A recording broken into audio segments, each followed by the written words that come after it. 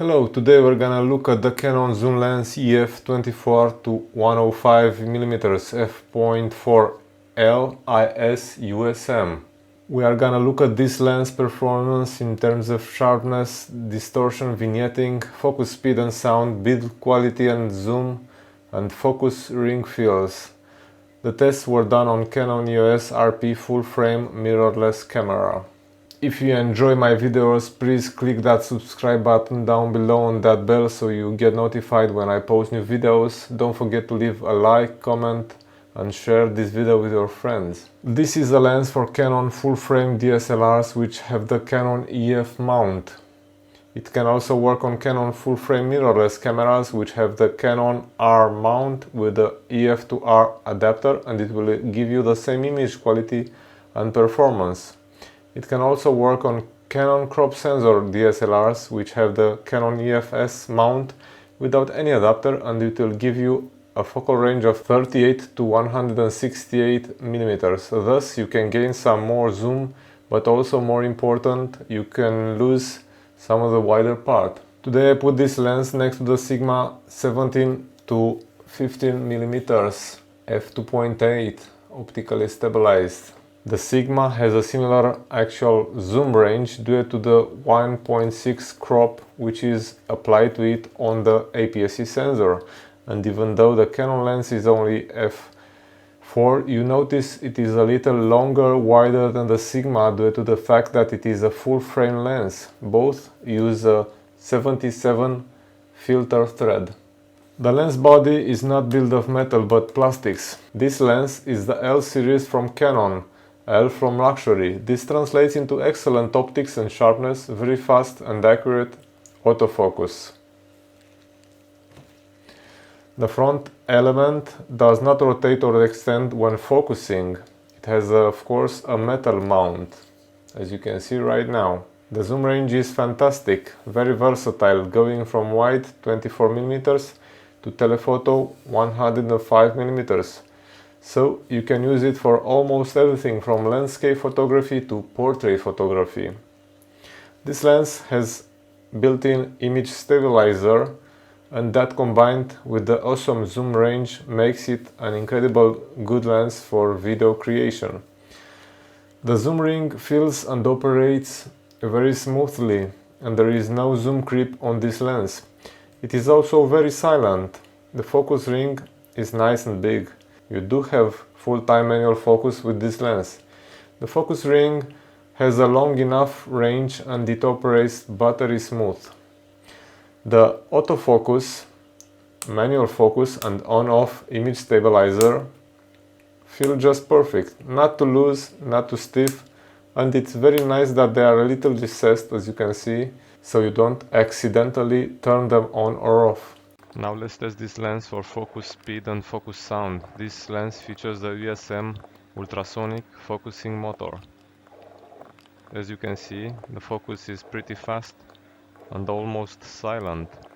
Now I'm gonna make the lens focus from near to infinity to better hear the focus sound.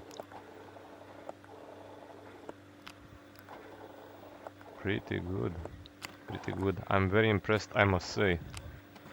Now let's see how sharp this lens is. At 24mm f4, very sharp in the center, and I'm very impressed with the corners also.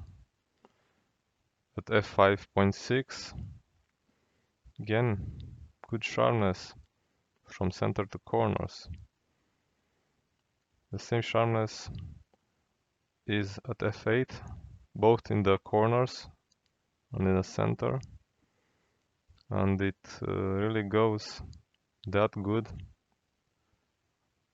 Also at f11, at f16, still very sharp, though the diffraction appears. At f22, the effects of diffraction makes the image softer. 35mm f4, again very sharp from center to corners. 35mm f.6, 5.6, again really good sharpness. So really constant performance here from wide open f4 until f11, f16 also. Yeah, pretty constant. As you can see, very good details, the center and also in the corners. Really good performance. So although this lens does not have a very fast aperture, it's only f4, it is very sharp straight from f4 and on all focal lengths from 24 millimeters to 105 millimeters. Again, we see very good sharpness all across the frame. f8, f11. As you can see, this is almost the same performance, almost the same sharpness. It feels like you didn't change the aperture nor the focal length. Next, we will go to 70 millimeters, where it is a little softer in the corners, wide open at f4, but not much difference. And the sharpness still stays the same all across the apertures from f4 up to f11 and f16 also. This is really important for a lens to know that you get good sharp results on all focal lengths and all apertures. So if you knew that your lens had maybe some weak points, I don't know, at some custom focal lengths or some custom apertures, you will stay frustrated and maybe you'll be too stressed, and that's not what you want.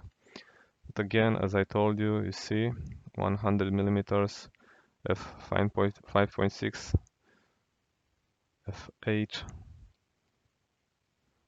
Here I switch to the left lower corner to better see the sharpness, because this focal length and wide apertures like f4 and also f5.6, already the right part was out of focus, top and down, and also a little on the upper left corner. Really good performance. Now let's go and see this lens as it performs in barrel distortion and vignetting. So as you can see, at wide open at 24 millimeters, the wide end, it has a lot of vignetting, which is kept even at f11. It still doesn't disappears. At 35 millimeters, you can see it has some vignette at f4, but then from f5.6 it goes away almost completely. The same performance at 50 millimeters. At f4 we have slight vignetting, there, but if we step it down to f5.6, it just disappears. The same case is here for 70 millimeters.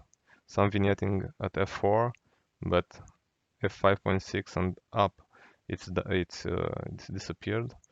And you do notice that from 50 millimeters up to 105 millimeters, that's a pincushion, a distortion.